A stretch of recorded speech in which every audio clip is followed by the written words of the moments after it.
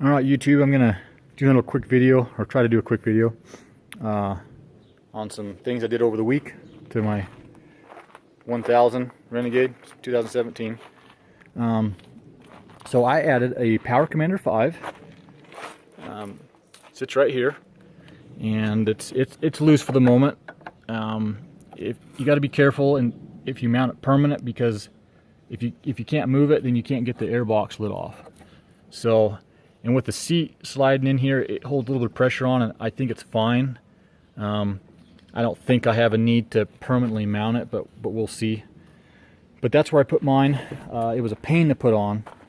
These things are just a pain to work on. They're fun to ride, but a pain to work on. So expect the wiring of this Power Commander 5, and even the exhaust. You know, even getting to these header pipes. If you're going to do the exhaust, there's just not much room in there. It's a real pain. So the whole process is pretty aggravating. But anyway, they're a lot of fun to ride, and that's why K&M sells, is because they have a lot of torque, a lot of power, and they're just a blast to ride. So anyway, that is on there, and I still have the stock exhaust on. This has got a stock intake, stock exhaust, but with the Power Commander 5.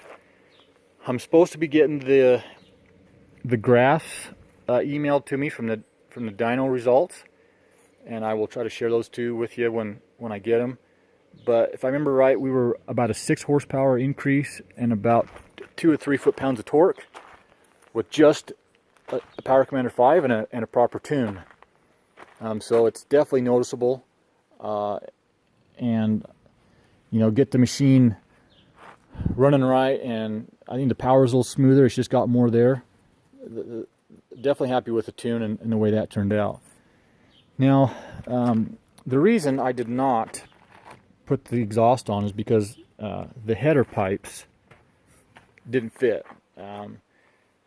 I bought this system from Eric at Empire Exhaust out of Lake Havasu, Arizona, I believe, is where they're out of. Definitely makes a nice can. I mean, this is a gorgeous can, and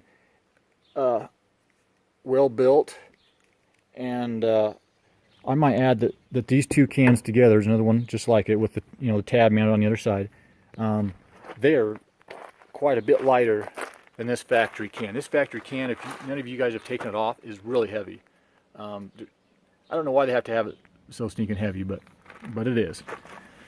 But anyway, the header pipes didn't work, and Eric is not sure what happened. He's made a few sets already that mounted up great, but he is sending me a return label, and I will get them sent back, and he will try to get those fixed. Now, if anybody is close to Lake Havasu, Arizona, that wouldn't mind loaning Eric your machine to test fit another exhaust system, I'm sure he would make you some kind of a deal on a set for your machine, because he does need one to try to get his jig and his exhaust set up correctly.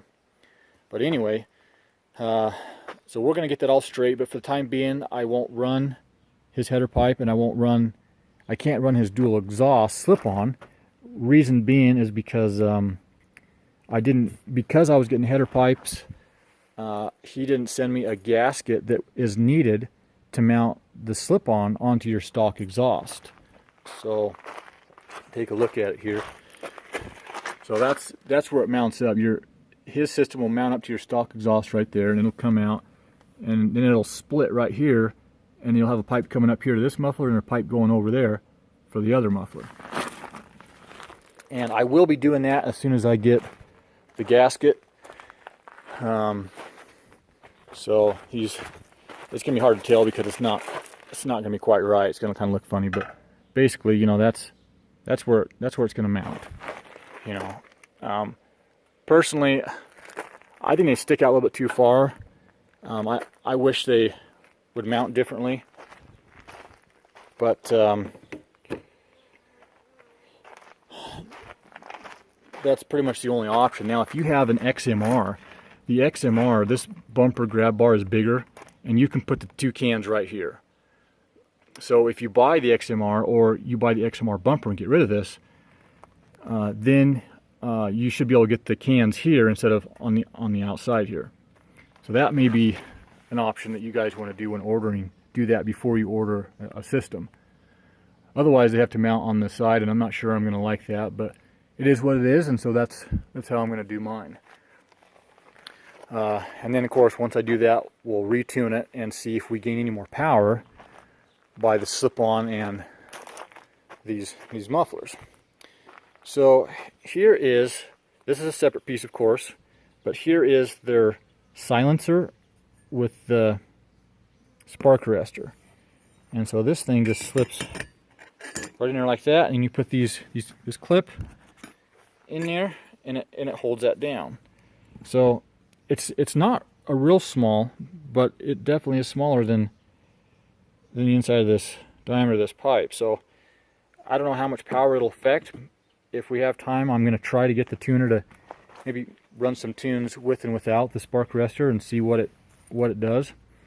I've also done a decimeter test of the factory system, and when I get this installed, I'll try to do a test on with and without the silencer, and we'll see what it does. So anyway, that is what I've done here recently. Like I said, we got about a 6 horsepower gain and about 3 foot-pounds of torque, and I'll try to get those graphs on a video when I get them sent to me. I guess that's about it. And for some of you, I may need to warn you that this is a stock outlet. And there was a spark arrestor here, and I cut it out.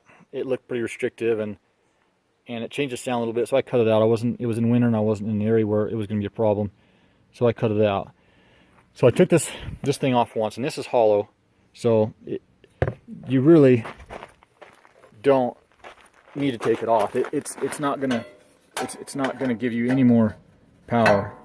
And that, you can't see it, but that pipe, it's straight through to the pipe into the headers. I don't know why they have all this extra stuff here, because a lot of your mufflers, the exhaust has kind of got to go through a bunch of hoops and bounds and make some curves, and in this it doesn't. It just goes straight through and connects with the pipe. So I'm not sure why they have to have all this baffling. This stupid thing is heavy. It's really amazing how heavy it is. Seems unnecessary, but anyway. So I would have put this back on, except being as how we had to take it off a second time, because when you dyno tune these, they put some kind of a copper tubing clearing the exhaust, and they have to do that. And when I tried to put it back on, I broke one here, and then of course I broke the bolt that is welded in here. And I tried to be real careful with it, but it's just, I don't know what happened. These systems are a problem. I had the same issue on a Yamaha Grizzly and a couple others. You're only good for maybe 1 or 2 times of taking these stock tips off if you want to, for whatever reason. Just be very careful. Maybe if I would have used WD-40 every time I put it on, it would have helped. But just be cautious there when you're taking it off. And it will have to come off to do dyno tuning. But probably most people that do dyno tuning, they're just putting the exhaust on anyway, and then that can comes clear off. But